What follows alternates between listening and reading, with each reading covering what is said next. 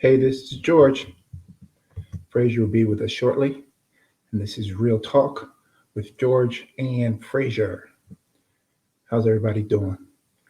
I hope everybody's doing well, and I hope you've been able to catch some of our shows that we've had. We've had some really, really good shows, and we got another banger here today. Okay, we have a motivational speaker with us. Hello, welcome to Real Talk. Hello. Thank you for having me. I'm excited to be here. Well, I appreciate you being here. First and foremost, I was going to try to say your name, but I knew I was going to butcher it because I only understood Mrs. Pelzer, and I didn't want to say Mrs. Pelzer and miss your first name. So, two things. Please tell our fans and our listeners your full name, and secondly, tell the fans and listeners a little about your bio and background. Sure. My name is Altovise Pelzer. I am your voice manager. I unmute the voice of women who are ready to speak up about what has kept her silent for way too long. Host of the hashtag Speakeasy podcast.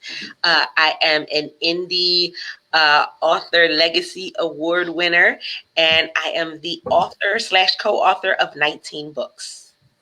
Wow. Okay, so you got me beat. So I only gotten 4 books done, and it took me about 15 years in COVID-19 to do those. But 19 books. All right. So, hey, Frage, how are you? That's a beat, George. You I got just said it. 19 on you, brother.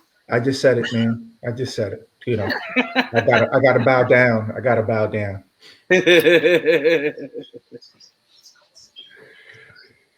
All right. So, where do you want to start? This is your interview. This is your world for an hour. I have questions. However, I usually let the guests, go through, and then I pick the questions in order. Well, sure. So I am an overcomer. And I love telling this story because it resonates with so many people with everything that we've been through in the last year, 2 years collectively, right? In 2015, I was having an interesting conversation with my oldest daughter about trust. And in that moment, it was the first time that I ever told anyone that I was molested as a child. Okay. Yeah. So in that moment, we both cried. She held my hand. We just kind of sat there for a moment and sat in it. But it was freeing for me. And it sparked something because, I was like, you know what? That just opened up the door. I'm going to, rebrand my business. I'm going to write the first book because I had been working on the first book for 8 years. That's a whole other topic. I told you, 15 years is not that long, okay? No, 8 man. years. You good. 8 You good. years. That's small years, book years.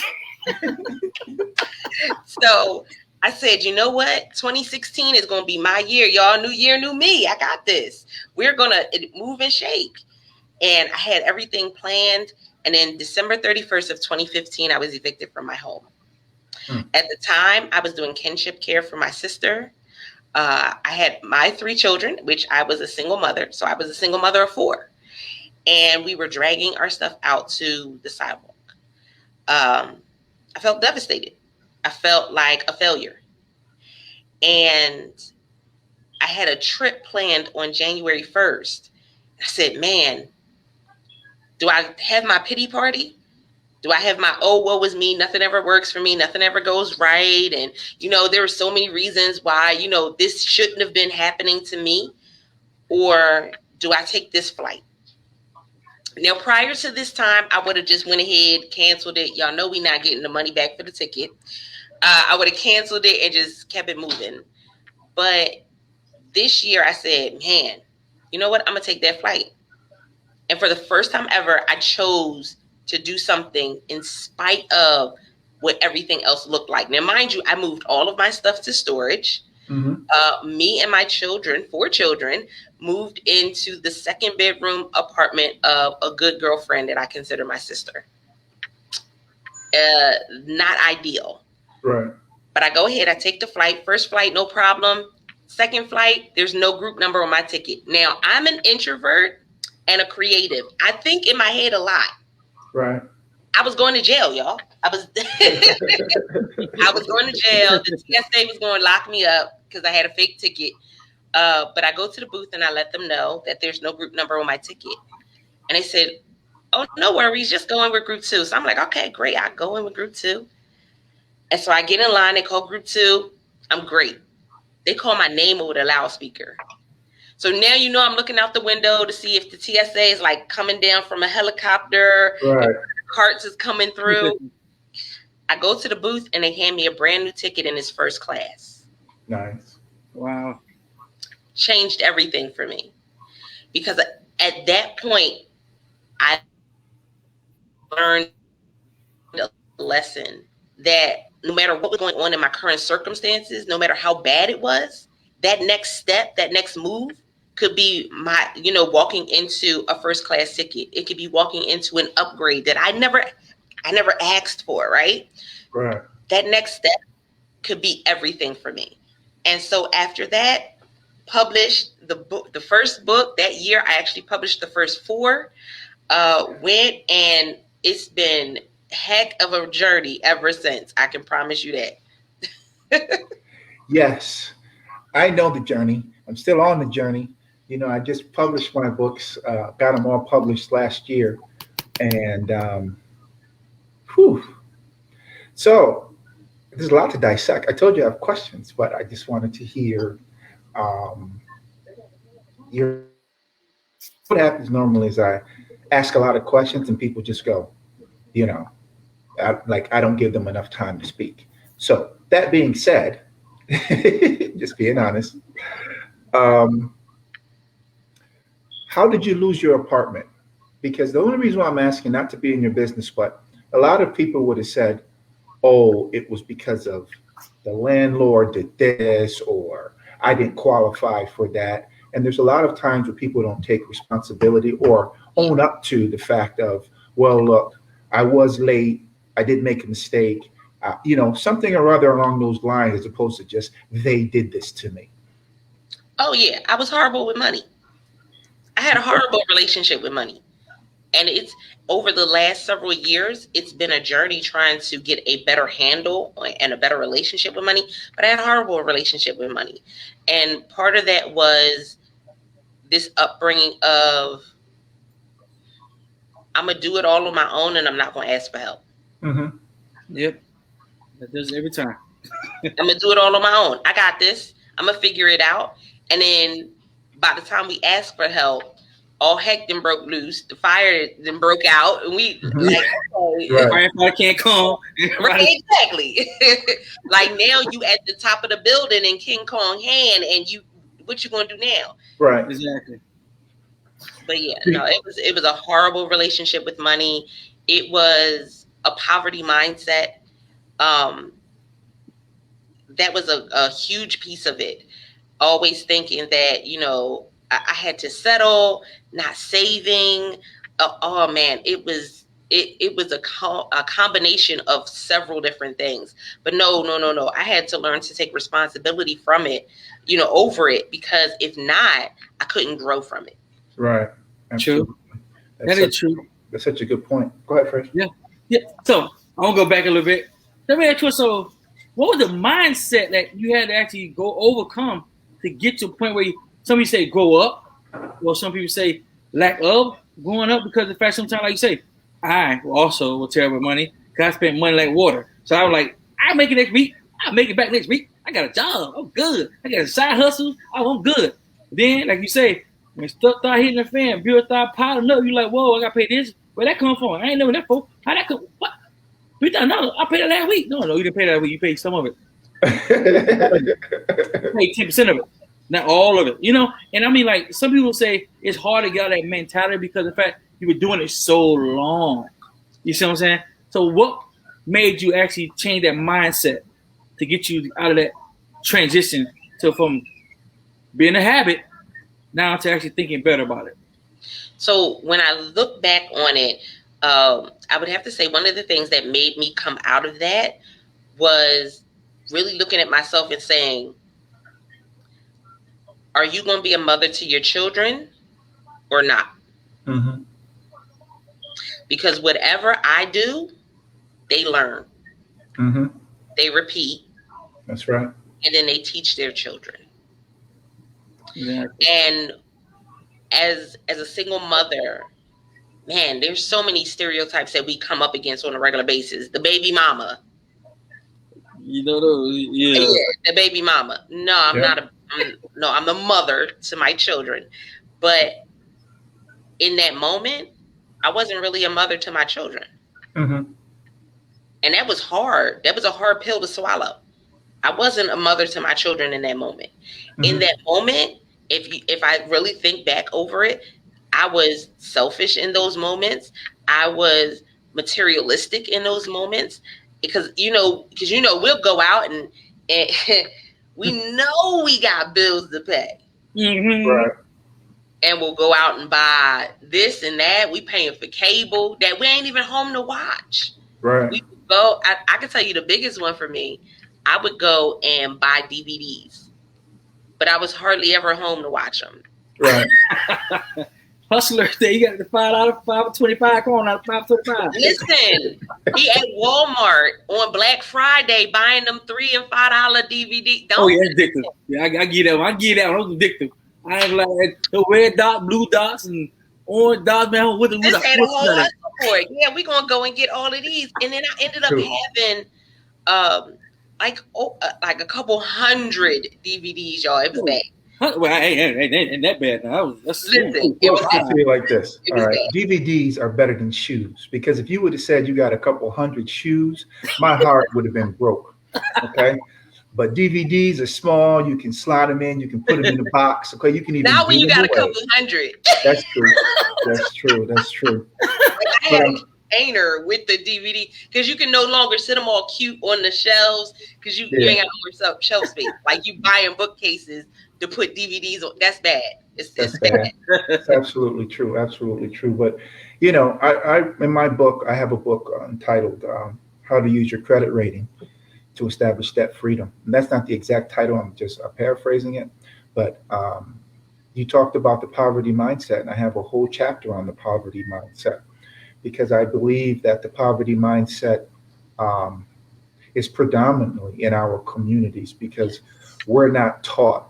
And when I say our communities are black and brown, we're not taught. We believe in having a job, whereas our counterparts believe in teaching their kids about stocks and bonds, financing, real savings. Like for instance, I had a piggy bank, but that was money that I was putting into it. My counterparts, I'm pretty sure, learned about compound interest. So while I was putting money in a piggy bank, they were putting their money in stuff that was giving them interest. And I heard an investor say a while back, you have to either understand interest because either you're going to gain it or you're going to pay it. Exactly. And these are lessons that I learned in my 40s, which inspired, my book to come out because it was like I was on the cusp, got good credit, pay all my bills, but I just can't get to where I want to go. And that book was a journey as to why I couldn't do it. So I'm saying that to say, what have you learned on that journey? And has your relationship with money gotten better to the point that you can manage it properly and also grow it for the future? Because the goal really is to leave an inheritance for your children. So this is the thing. And this was a big shift for me. Because I've worked since I was 13 and worked for someone else since I was 13. And so when I started, the business, it was, to bring in extra income. And man, I didn't see the extra income. I spent it. I didn't see it. Like I tell people, I went and signed on to be an Avon rep. And I was like, I don't know why, because I bought all the stuff. Like, what money did I make? You're the best customer. Okay. Avon made the money. I didn't make nothing. And so going through that process, I couldn't understand why, but other people are making money doing this and they just bought a car and they just bought a house I just didn't understand it. And the shift happened for me, not when I first started doing business, but it happened for me after I left my full-time job. because I was still, we get comfortable as entrepreneurs. We're like, oh, I got the job, so that's they title it angel investor. It's going and investing in my business, but really it's a crutch. Mm-hmm. Because now I'm not really paying attention to the money I'm bringing into my business because I got a job. I got a paycheck coming. When that paycheck wasn't coming anymore, then I really had to look at my business and say, is this a business or is it a hobby? Right. Exactly. Is this a business or is it a hobby? And what am I really doing with my money? And the biggest shift for me came when, after I left my full-time job, I was able to send my youngest daughter to Greece for a week. Nice. And I said, I've been working since 13. I ain't never had the money to go to Greece. Hey. I'm thinking, right? So something's missing here. Something's wrong that I left a full-time job. And I'm not even making as much as I was making at the full-time job, because that's another myth that people think, in the first couple of years, I'm going to make $6 million. I'm going to make 8 figures. And no. Not even close. No. I make about 7,000, 2,000 sometimes. When we actually think about the profit, y'all, it ain't as good as you think. No. But here it is. I left a full-time job, and it wasn't until after I left the full-time job that I was able to send her to Greece for a week. Completely changed everything for me. Am I still the best when it comes to my finances? No. I still have my moments. I still have my moments where I have to go through, and something that I do with my clients is at the beginning of the year we do a purge. Mm-hmm. And so we purge through everything. I mean, and they give me the look, because they be like, you just doing the most. But we purge everything through our homes. Listen, kitchen, that drawer in the kitchen that just got everything in it. Oh, we purge that too. Oh, wow. But we look at what's draining our finances. Yeah. Because a lot of times we're paying for things that we aren't using. Gym membership. Ding, ding, ding. Like, number one. Ding. Number one. So everybody says number one. Number one. 65 people out of 100 said. What? Gym. And so it changed everything. That was what changed it for me, because it made me look and say, is this really a business? Is this really what I'm going to do? Or am I going to be one of those ones that don't make it past 5 years and end up back at a job? Right. True. That is true. That is so true. And I think some people don't understand, like, the first 3 years of opening a business ain't profitable.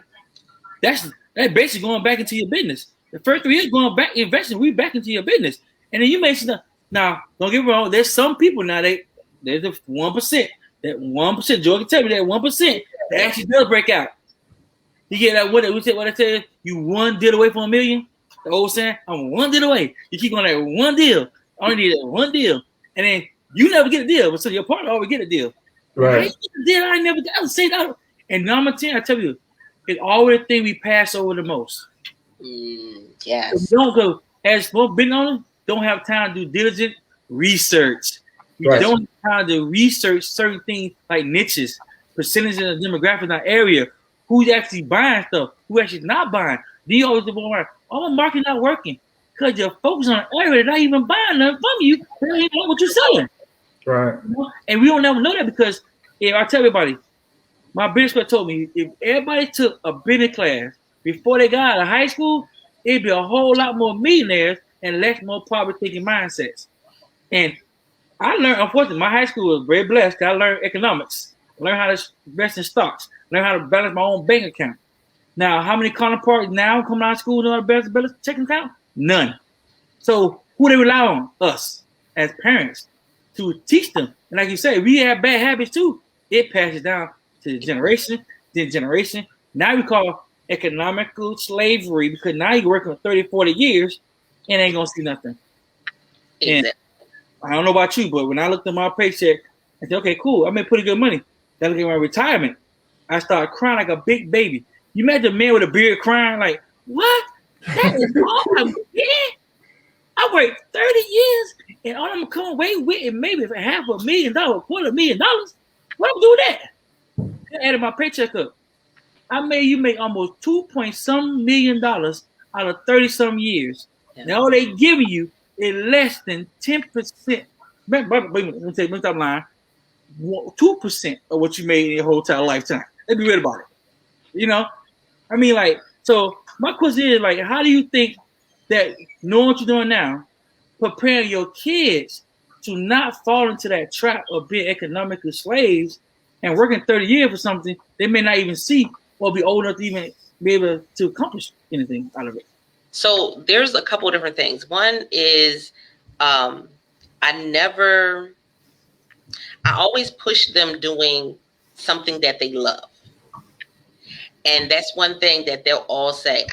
For every year, I think this is the first year that I didn't ask them this question, but every year it was, what is one thing that you're going to go after this year? That's right. I'll support you in that.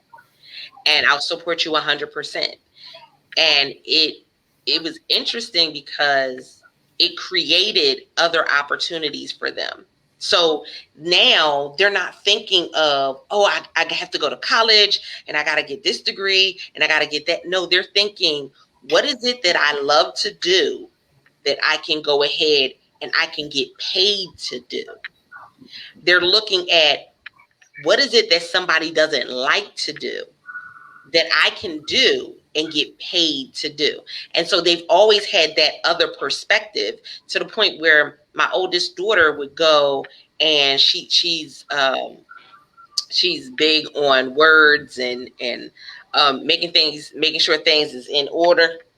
And so I said, well, you can do, editing. Yeah.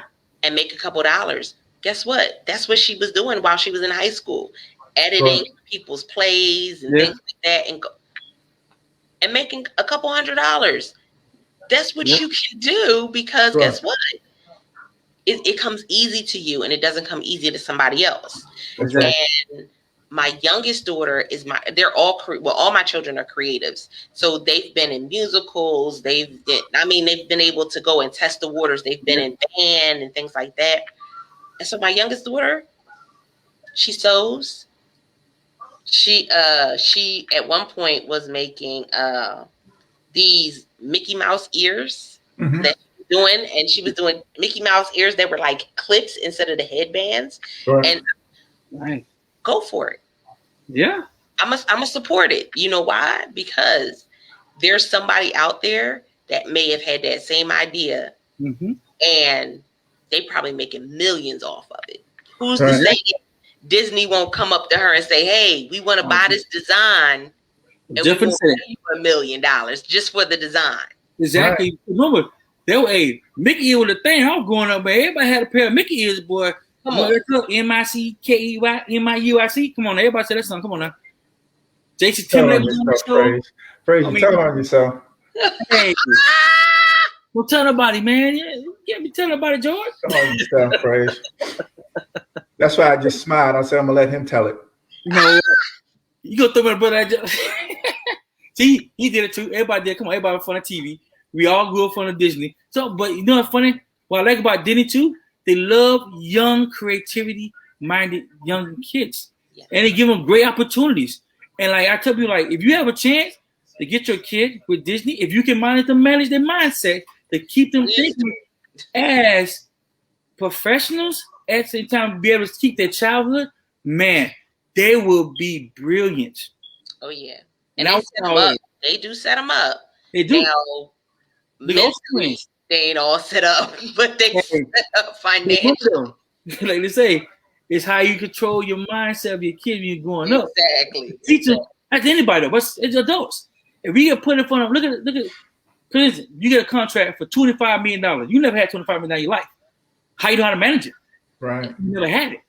I mean, you can't put somebody in a predicament and say, Tony Dunn said it too. He said, you put a kid in an environment he's not familiar with and expect him to be an adult, that's not going to happen. Right. It's not going to happen. Now you put an adult into the same situation and he don't know the same thing how to manage money either. he's just like a kid trying to learn all over again.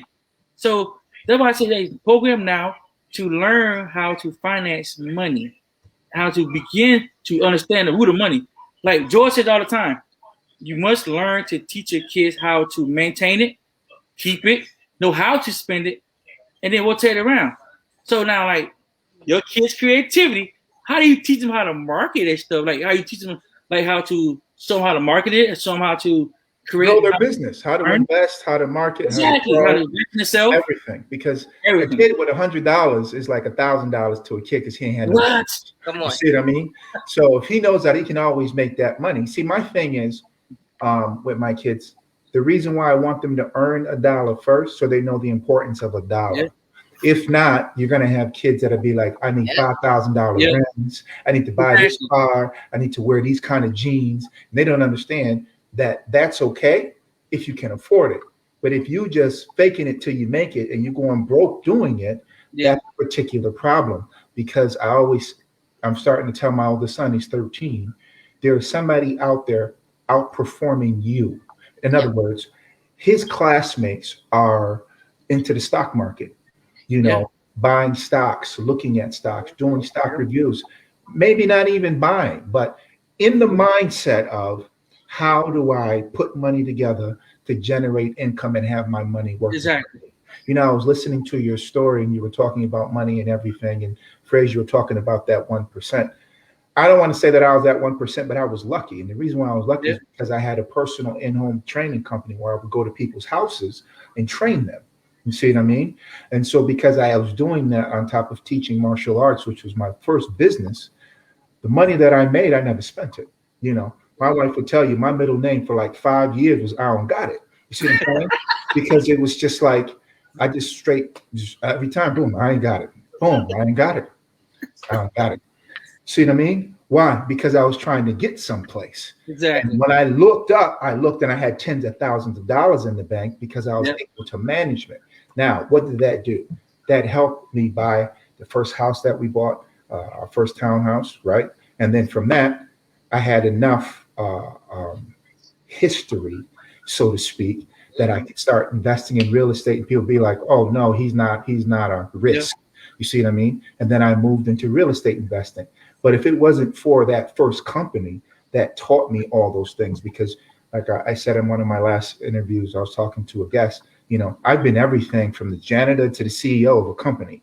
You see what I mean? Yeah. So I understand all the ups, the downs, the ins and outs, and I understand what it takes to make the dollar. See, a job is easy because you can go get extra hours, you can always cut it down. But when you have to create money, okay, that means you got to find the client, you have to do this, you do that. It's a lot more challenging to be able to maintain that. You see what I'm saying? Yeah. Because the client base sometimes can be fickle. Sometimes you run into an economy where, like for instance, the reason why my business went down was because the housing market crashed. So when Wall Street crashed, a lot of the stay-home moms that I was training and people like that had to go get a job because their husband lost their jobs. So training, I literally went from 100% capacity, 50% capacity, just like that. Poof, just like that, gone. But because, like I said, I was frugal, phrase. That's an SAT word. I wasn't cheap. Frugal, okay? And I understood all that, okay? I kept everything, when there was feast, because I knew that famine was coming. And when it came, boom, I was good. And I was able to make that transition without any hiccups. You see what I mean? Because I just knew that it all was on me. And so I like to say that, that was a hard lesson that I learned, because I remember having $27 in the bank. I remember looking at a tax return and making only $3,400 for the year. Yeah. You know what I mean? And then I always just tell my wife, man, if we could just make $50,000 a year, we'll be gone.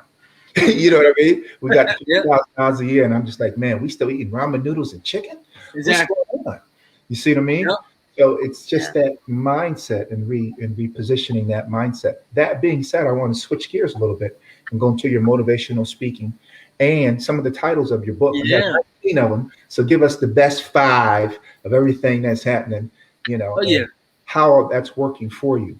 for motivational speaker, do your clients come to you? Do you come to them? Do they reach out to you? What are you seeing in that space? So when it comes to the motivational speaking, man, getting on stages, first of all, as the introvert, getting on stages was not top priority. Right. Motivational speaking, and I say it because I've always been a writer, and I started out writing poetry. And what is the mindset of a poet? A poet is like, I want to, be able to say my poetry. I want to be able to, but then the introvert in me is like, no, you're not getting on that stage. But it was a good look. Good, you tried it. You tried it. So, good doing it though. You look good doing it. Yeah. Go ahead and keep writing. Keep writing. That's right. So I would go and in the beginning, I pushed myself to get on stages, but it wasn't profitable getting on stages. It was experience. And it took some time for me to kind of really own my space, own who I was when it came to being on the stage. Now you can put me on a stage and I can do anything from speaking about podcasting to women's empowerment to domestic violence, to homelessness, any of those things. And I can drop the numbers and everything at the drop of a hat, no matter how much time I have. Nice. But, having the clients come in from that in the beginning, nope. Right. In the beginning, no. I would speak on stages, and how people always, yeah, they always hype up, being able to sell from the back of the stage, the back of the room, right? People coming to their table, and man, my table had crickets. But nobody at my table. But the thing about it wasn't that my message wasn't motivating people. It was just that the products and services weren't what they wanted. Yeah. Or there was somebody else there that resonated with them more. Mm-hmm. So I changed up what I was doing. And instead of me going and doing this whole empowerment speech and then motivating the room and everybody's cheering, I did my empowerment speech. I did my stuff from the stage, but then I offered them an opportunity.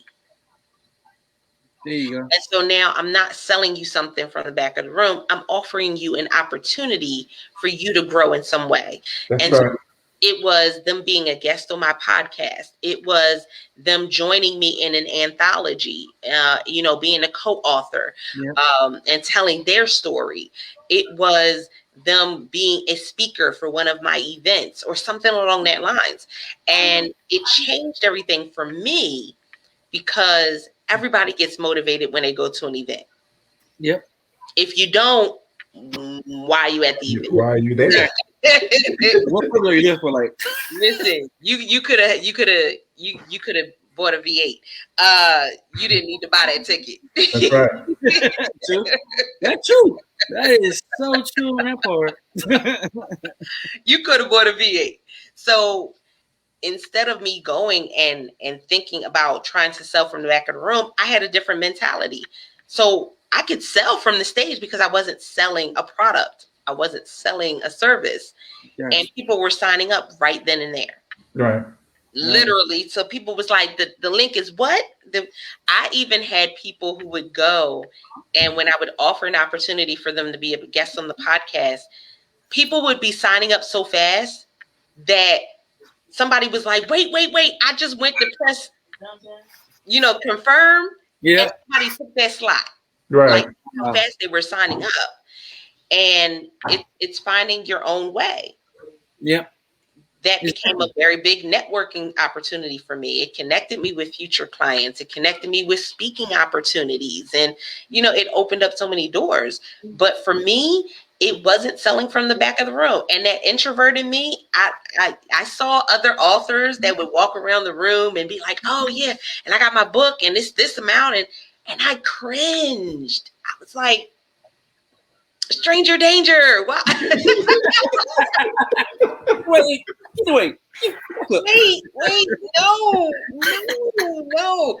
And so that was not me. I couldn't do that. I probably could, and it wouldn't be genuine. People would be like, she's creepy and I'm about to blow my whistle on you. Yeah. Get away from me. I know, right? We don't pass.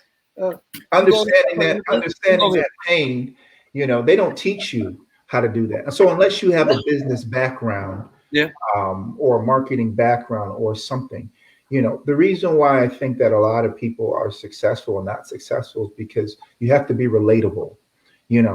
I'm so many other things first than just an author. So whether you buy my book or you don't buy my book, it really doesn't matter to me because Yeah. I have that information here. And I get so many phone calls a day about certain topics that I really don't need you as a client. You're the one that needs the information. Exactly. I was there 15 years ago. You see what I mean? Where I needed the information and nobody helped me. And I learned from the school of hard knocks. I took blows. Yep. Everybody was like, man, you still standing? I'm like, yeah, I'm still standing.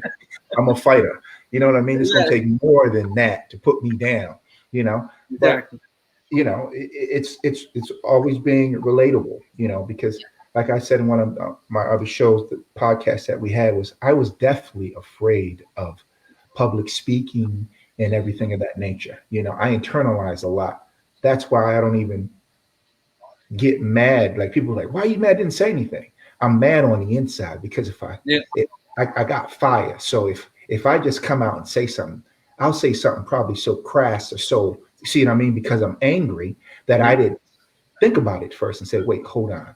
What was the motivation behind it? Yeah. Was it intended for me, or did you just blow up? You see what I mean? And do something that was out of left field. People be like, oh, that's kind of out of character for George. We've never even seen that. You know what I mean? So that's why I just internalize all of it, come back to myself and see what's what. And then, you know what I mean? Because I got kids, I got liabilities now. It's not like when you was young, you could be like, this dude needs to be slapped in the mouth. You can't do that anymore. No, it ain't high school. And listen, not only is it not high school, it's not high school in the 90s. That's right. High school in the 90s is, okay, meet me outside. That's right. 2:00, bell ring, you kind of go. You hear the bell ring, you know where I'm at. Exactly. It's not like that anymore. No. We got a lot of warriors out there and a lot of people that like to talk tough. Yeah, exactly. Hello, knock, knock. How you doing? I'm here to see you right now because I know that's all the stuff you're saying. And you'd be like, oh, me? I didn't say that. I'm sorry you meant it like that. No. Are you sure? No, not at all. I'm like, yeah, okay, I see you. And then they hit you with and this is the ultimate thing that people of color get. You're real aggressive and intimidating. Exactly. Okay? Yeah. Those are the two HIB words, that you use for school now. I didn't even know it was a thing. But that's the first thing they put on you. He's very aggressive and intimidating, And I was like, intimidating, right? Intimidating, Exactly. I learned this from my son being in school, by the way. So that's why I was impressed. Intimidating. He's 9 years old. How can it be intimidating? Exactly. Exactly. 9 years old. Yeah, you're not going to put that on him. Aggressive and intimidating. He's far from that. My son will make a friend before he makes an enemy. Exactly. So it's just crazy. But let's get to the book part of this now. Okay, 19 books. What is your favorite book that you've written? Phrase, how you want to ask it when I said that was the lead-in for this, that, and the third, right? I said that at the beginning. I said, let me get 2 books out of the picture. Let me get 2 books. No, I want 5. She got 19. I got 4, and I still got problems remembering all my titles because I got so much in my head. She got 19, so I want 5 because I know she has some pearls in there for me. Yeah, that's what I want. Okay, I'm ready. So at the top of the list is always going to be my first. You always got you always got a special place for the first love. Yep. That's right. So my first book was It's Okay to Cry. And that book, man, I fought. It was 8 years. I fought from the title to the cover to everything because I was like, nobody wants to read a book about crying. That's not a thing. God, I don't know what's going on up there. You maybe you got the lines crossed, but that's not a thing. And the reason why that one is always going to be so memorable is because I was doing a live stream and it was 6:00 my time, and someone came on and they were on the West Coast, so it was 3:00 their time. Their kitten had gotten stuck underneath the sink or something, and crazy, right? And so they came into the live stream and were listening in, and we were talking about not talking to people. And like throughout this conversation, she started to cry, and she said, wow, she said, throughout everything that I've been through, that's the one thing I haven't done is cry. And what's the title of the book? I said, God, you crazy. Go ahead. I said, I ain't mad at you, God. Go ahead and do what you do. You got a sense of humor, right? Yeah, he for sure enough got a sense of humor on that one. I said, because sure enough, I don't know how a kitten got stuck under the sink. I don't know how that's a thing, but okay. We just gonna let it live. We're gonna let that breathe. That's right. But that's the first one. The second one is Define Your Voice, because that was the catalyst for me when it came to being a little more bold as the introvert and not really having to stand in, anybody else's box or stand in what anybody else, would say.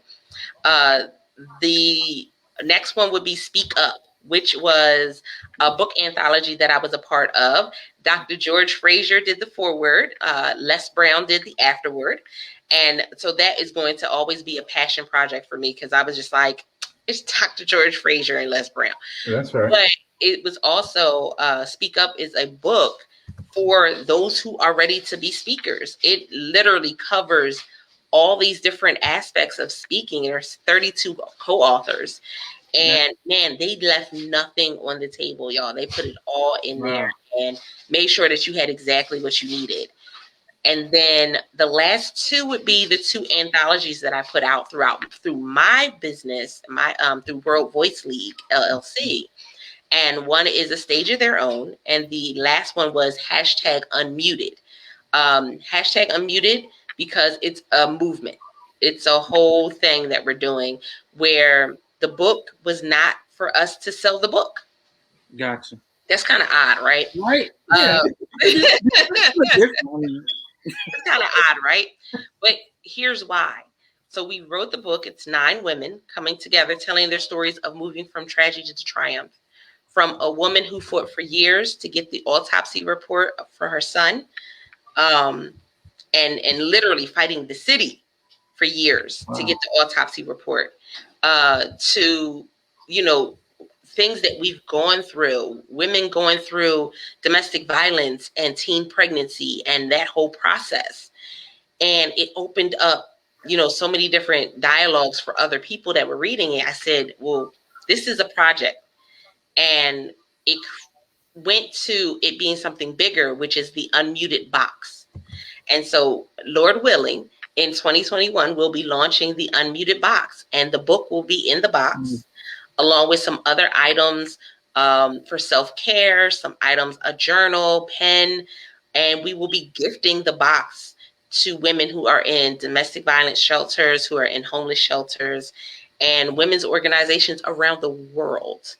It's an international project, and so one of the co-authors is actually in the UK, and it just opened up the opportunity to do so much more. So that particular one is my passion project, because it's not for us to make money from it. It's literally us changing lives. Nice. Awesome. Now go ahead, Frazier. I know you got a question. So go ahead. I got one. Okay. So basically saying like you're helping young girls coming out of bad situations, just or whatever. Like, what other thing you're doing? Like, are you helping them who want to write books, helping them become authors?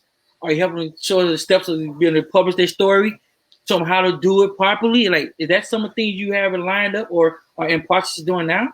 Right. So at first I put a limitation on what I was doing, because at first I was like, oh yeah, and then I'll just help them all become speakers. Mm-hmm. But it turned into something different. For women that have been through some things, first they have to have that process of actually going through it and healing from it and then owning it. And so I take them through that process of healing through it, going through it, and owning it. I mean, owning every bit of it. The same way that I was able to come and talk about being homeless and that eviction process and what that led to, is the same way, the same confidence and boldness that I've had clients be able to go and speak on stages and talk about coming out of a 30-year domestic violent marriage. Literally that same boldness.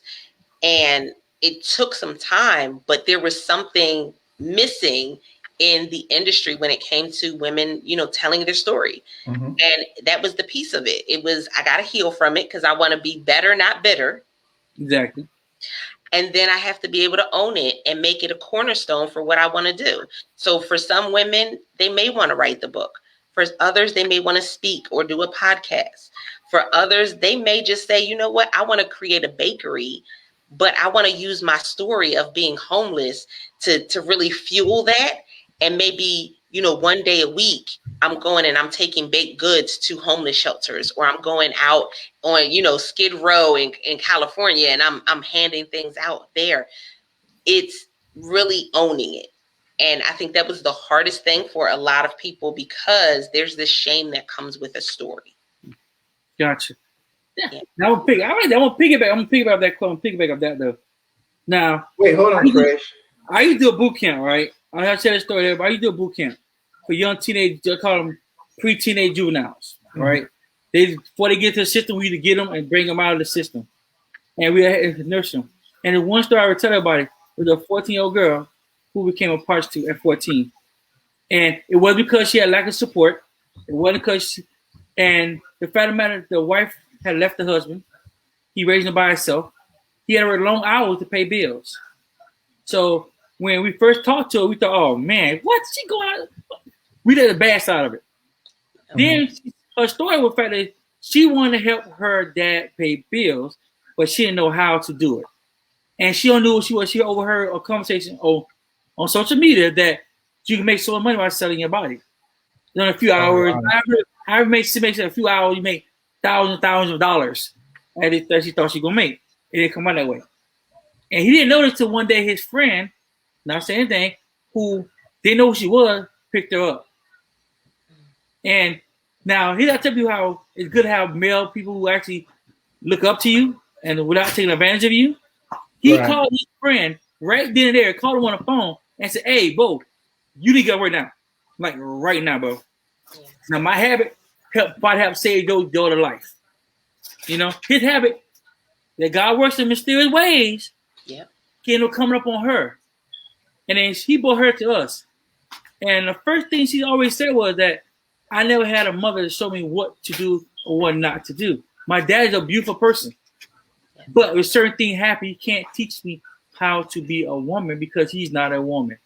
And the dad don't have time to find a mate because he works long hours. So then she came to us and she was like, I don't like it. Well, my commander is a female. So she looked at my commander because she's the only female that actually owned a battalion. And I look upon her. So she found it very inspiring that a female can tell a bunch of males what to do. She said, I want to do that. That is what I want to do. I want to tell a bunch of males what to do. It ain't my time to do what to do. So we took her in. And make a short story short, she became one of the most influential cadets we ever had. She became a drill sergeant in her first year. The second year she got ranked a lieutenant in our organization. Third year she started opening her own little support group that she started in high school. And she inspired young girls to come in and say, look, talk about this, whatever. And she started a help group.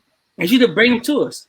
And I say that to say is that if you have a great support cast, you can prevent a lot of things happening. But the thing is, how to reach the ones who don't have that. And that's why I'm saying that, what do you like, if you had a thing right now, somebody came to you right now and say, I'm going to give you so much amount of money to start a program. Like, what program would you start to help those who don't have that support cast? So it's called the Unmuted Project. And I just started it last year, where I have a talk that I do with teenagers, and then I have one that I do with women. Sorry, men, it's not that I don't love y'all, but I can relate more to the teenagers because I am a single mother of 4. And they made it out alive. Right. It's a blessing. That's right. It's a blessing, man. They don't understand how blessed they be. Exactly. Okay. They made it out. No drugs. No, listen, I got 2 in college, 2 in high school. Nice. Good. Nice. And so I relate to, helping them. And one of the talks that I did in 2020, even during the pandemic, was called No Cap. Yeah. Now, when I say no cap, it for them, it's no lie. Exactly. You lingo, huh? You know lingo. Yeah, right? But if you ask somebody older. Wait a minute. We're not that old. You're talking about 1998 through X, Y, and Z. We all know what a cap is. All right. Yeah. You're talking about somebody older. All right. I'm not that old. I still got some style. I still got some style with me, son. You know what I mean? Now, come on, man. Talk about the fact that you just said y'all mean, no. Come on. Y'all mean. You know what I mean? Yes. Look, but depending on who you're talking to, true. If I say no cap, if I go to a grandparent and say no cap, they're gonna be like, go put a hat on. Well, that's right, baby. Your ears are cold, baby. Go put a hat on. Baby, it's cold outside. Go get you one. Go get you one. That's right. Here's some money. But it was teaching them that the terminology that they use for no cap is no lie. But I wasn't having them look at it as no cap because there's no limitation to what you can do in your life. Exactly. Right. Nice. And the only one that puts a cap on it is you. That's right. Exactly. And so that was the talk that I was doing. And so I did it for, shout out to Michigan. The Michigan has a program that they help youth get jobs for the summer. So I did it for them. And then I did it for a conference in Wilmington, Delaware. In the midst of the pandemic, we were very safe. Nice. Called Girls Can Do Anything. And so, but that no cap, it resonates with them because that's something that they're always saying. And then when they think about it, they're going to be like, okay, yeah, there is no limitation on what I can do. Exactly. Even when someone of authority tells me something and I feel like it doesn't fit in what I'm trying to do, there's no cap on what I can do. Exactly. Right. That is true. Now that is so true though. And I think kids are taught in some schools are taught cap. Oh, you can't do this. You can't do that. You'll never be able to do that. And I was blessed for saying that. I want to talk to the limitations. I'll talk to do anything I want to. You put your mind to it, and you do it. You just do it. You know, like you say, just do it. You want to do it? Just do it. Don't talk about it. Just do it. Just do it. Go for it. Let's go. I got to tell my football story. My coach, hey, son, I told him, Coach, we losing. And your point is, what are you doing? I'm on the bench, Coach. Then shut up and get the butt out there and do some work. That's right. Don't talk about it. Do it. You losing. Right. Contribute. You know we lose and do something. Exactly. So by saying make a short story short, I was the quarterback, the running back, the wide receiver, return. I was not going to lose that game. No matter what happened, I was going to win that game. Not saying that. We ended up winning the game by 7 points. And I ain't going to lie to you. When I scored the last touchdown by accident. It wasn't even on purpose. By accident. By accident. Man threw the ball. I just threw the catch. I just threw the ball and fell in the end zone. Man, like this. Touchdown.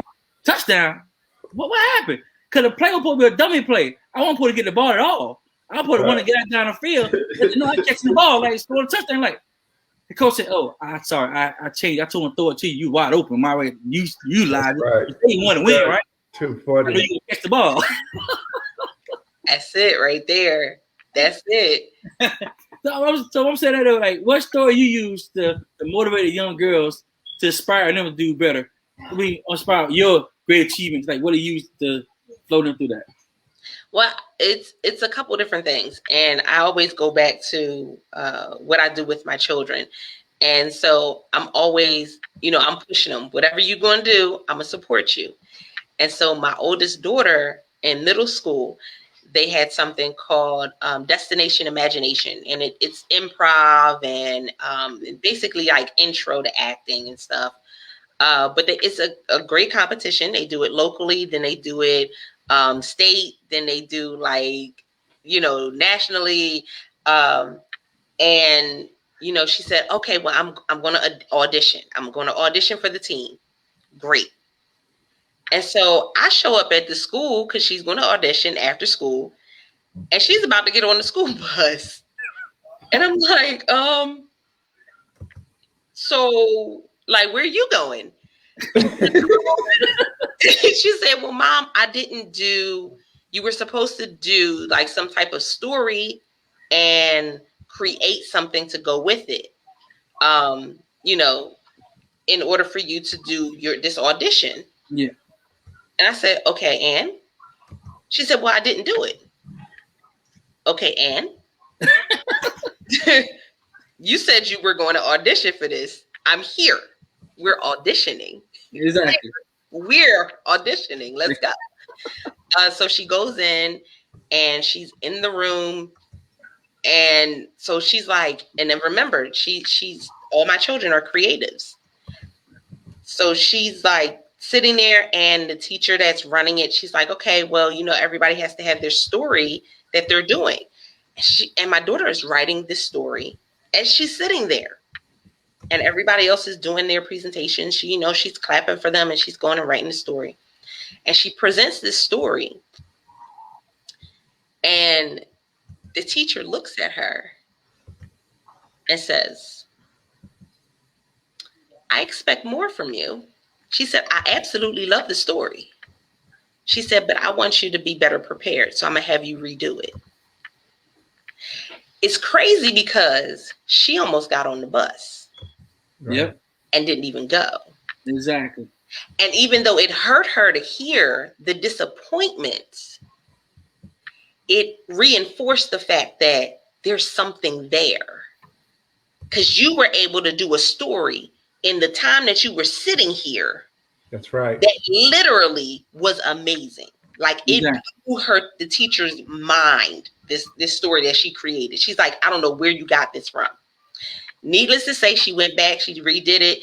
And of course, she got on the team. They made it all the way to state. And it was this whole great experience that she got to be a part of that she never would have tapped into. Again, that's that no cap. Exactly. That's that no cap. And so what I often tell young girls is that there's always going to be somebody that's going to push you. Find that person. That's right. Exactly. Find that person. That person may be a neighbor. That person may be somebody in your family. It may be a coach. It may be somebody at your school. But find that one person that when you say, I want to make an airplane, they like, ooh, what material do you need? Exactly. That's right. What do you need? Exactly. Listen, let's go. Where are we going when we fly? Where are we going? We need that. And I think a lot of times with children, because they have so much going on, they don't realize that there's people that support them because they're thinking, you know, this person is supposed to support me. My mom was supposed to support me. My dad was supposed to be the one. Well, you know, the running joke right now on social media is when you grow up without a father, it's because your father went out to get the milk and never came back. Oh, wow. I don't know how. I don't know how this has become the running joke, but it is. That's the joke that they say. And unfortunately, there's a lot of children that did not grow up with a father in the house, and so they can all relate in that way. But you have somebody that cares. Right. Exactly. I think about Eric Thomas. Eric Thomas, even though Eric Thomas felt like his mother didn't, you know, wasn't there because everything they went through, and the dad wasn't in the picture, like he was homeless, but he still had people that were pouring into him. Exactly. He still had people that were directing him, even to the point where they were like, yo, you need to get your GED and you need to go to college. Like he still had people pouring in. There's always somebody that will pour into you. Exactly. Well, that is true. And that's I've been holding my tongue, but my spirit is moved. Okay.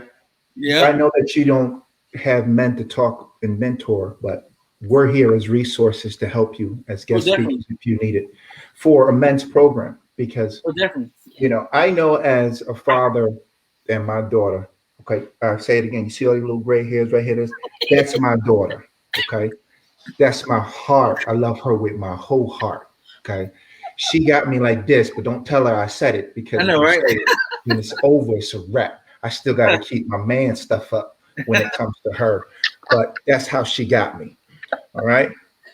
And I know that for a fact that a daughter's girls need that father's love. That's why they get into abusive relationships, because they didn't get the love from their father, or they ask, why are you staying with him? And because he's just a man and he can just love me the way Yep. that he needs to love me. They belittle themselves because of that. And I learned that going through counseling as well too. All the father needs to do is say, baby, you are doing great and I love you. And that's all they need to shine. Yep. But that also being said, young men also need that support of young men. They need to see successful men. They need to have those men pour into their lives to teach them how to be fathers and teach them how to be husbands. That's the biggest gap. Yep. Because my father was a workaholic and I very rarely saw my father, I had to learn these skills as an adult. I didn't come with them. All right. And so Yeah. because that happens, we always have to pay that forward and give that back, and each one teach one. So that being said, I do want to let you know that we are here as a resource, Frazier and myself, if you need guest speakers to put Yep. together another program for young men, okay? And anything that you need, like Frazier always says, that you family, so Family we now. can make this happen, all right? Because what you're doing, how do I say this, needs to hear, okay? What you're doing needs to be said. What you're reaching for and who you're reaching for, there's still people that need that. And they need to know that you're out here doing that and being a blessing to them in some Exactly. form or fashion, to let them know that they matter. There's not enough of us doing this, believe it or not. We may think it is. We may think, oh, it's Oprah, this, that, and the third. Oh, no. No, no, no. Okay. There's not enough of us doing this out here. So we definitely want to be able to support, we had a guest on where we always say, Bond, he came in and he said it's how do you say it, phrase? It's cooperation, not Collaboration. competition. That competition. Cooperation, not competition. Competition. And we're gonna make sure that we do our best and use our resources to build, that in our ecosystem for everybody to grow up and bring the culture and bring the community up. That being said, we've run out of time. I know, right? It was I know, quick. right? It was quick. However, what tips do you have for somebody getting into writing? Oh, getting into writing. I love this. Okay, so as a lifelong writer, when people tell me that they're ready to write their story, I always tell them, start by writing. Just give yourself that time where you do a brain dump. Do not, and I repeat, and I'll say this, repeat today. I say it in Spanish. Do not try to edit it as you're writing it. Just do a Nope. brain dump. Yep. One of the worst things that we do is we are our worst critic. And so when writing, a lot of times we try to edit it. You know how I said it took me 8 years for the first book? Mm-hmm. Yeah. We try to edit it. And so that's one of the most valuable things that you can learn, is that you don't need to edit it as you go away. Listen, it doesn't need to be sentence structure. It doesn't have to, the words don't even have to be spelled right. There's somebody that does all of that That's for right. you. You don't have to do it. But for some, there are some that want to write, and it's hard for them to write it down. And I tell them, hit the record button and just talk. That's right. That's how I got mine done. Hit the record button and just talk. You can have somebody transcribe it for you. And again, there's somebody that can make it all pretty and all of that. There's people that do that. Yeah. But just talk, because sometimes we can speak through it better than we can write it down. I know there's been people that start writing and the tears start falling. Now you got a whole mess on the page, the lines blurred and everything. So I tell people a good way to do it, sometimes just record yourself and get it transcribed. That's a good tip. Nice. Or, okay, you can record yourself, put it on Google Notes, All right, because you have a microphone on there and it transcribes it for you. You copy and paste and put it right in where you want to do it. All right, that's how I got mine done. All right, I told y'all, 15 years. I'm not a click, click, click, click person. Okay, it took a long That's time. expert over there, boy. A long time. He But I got them Google done. expert. That's right. I got them done. Let everybody know where they can find you on social media. I was just going to say that, George. Praise, I got you, man. I got you. Hey guys, I would love for you to connect with me. So let's see. I want you to connect. First and foremost, I want you to listen to the podcast, the hashtag Speak Easy Podcast. You'll see my beautiful face right on the cover, as well as I'll say that it's duct tape because that's what everybody resonates with. You'll see it across my mouth and it'll say unmuted across my mouth. So you'll see that when you look it up, that hashtag Speak Easy Podcast. And those of you who are saying, you know what, I think I want to work with her. I think I want to be on a stage with her. I want to do something. I want to connect. Let's connect. Send me a DM.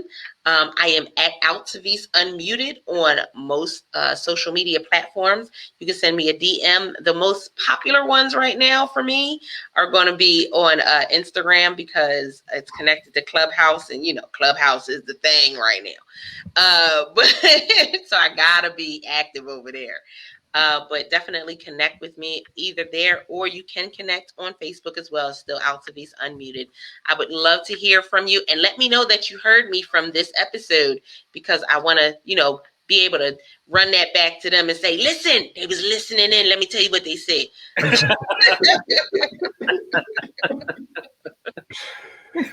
Absolutely. Well, listen, it was a pleasure being on the show. We definitely mean it. Frazier and I weren't giving you lip service. Whatever you need, just reach out to us. It'll be our pleasure. Thanks for being on the show. And we definitely love to have you again. We definitely have you back. Oh, yeah. Oh, yeah. Listen. We's a family now. We's a family. Too funny. Thank you so much. My pleasure. My pleasure. Frazier, listen, that was the show. We got another show tomorrow at 1:00. Don't forget to check her out. Very powerful, very important message. Buy her books, okay? They definitely help the cause. Definitely. Hey, this is Frazier. Hey, wait, this is George. Oh, yeah, sorry. Because you were late, okay? You're late. Yeah, you're late. Yeah. So let's try it again. Hey, this is George. Hey, this is Frazier. And it was Real Talk with George and Frazier. We'll see you guys tomorrow. Peace. See you